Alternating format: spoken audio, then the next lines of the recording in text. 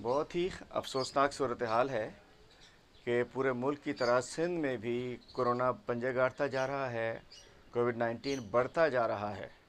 लेकिन सूरत हाल ये है कि सिंध हुकूमत ठीक होने का नाम नहीं ले रही, राह रास्त पर आने का नाम नहीं ले रही।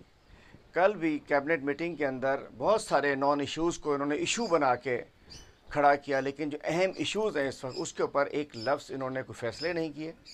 सूरत हाल ये कि इस वक्त हमने बताया था कि इस दफ़ा जो बजट था उसके अंदर 5 अरब रुपए कोरोना के लिए रखे गए थे। 5 अरब रुपए रखे गए, 1 रुपया खर्च नहीं किया।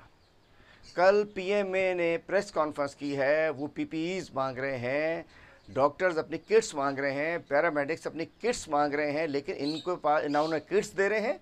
5 अरब इसलिए ख़र्चा नहीं किया कि अगर वो ख़र्चा करते तो लाजिम बात है कि उसमें शायद कमीशन उतनी ना मिलती। और उसके अलावा एक और अफसोसनाक सूरत हाल आजकल आप सबको हम कह सकते हैं कि चूँकि नालायक नाअहल हुक्मरानों ने पिछले साल 8 महीने रूटीन इम्यूनाइजेशन नहीं की है।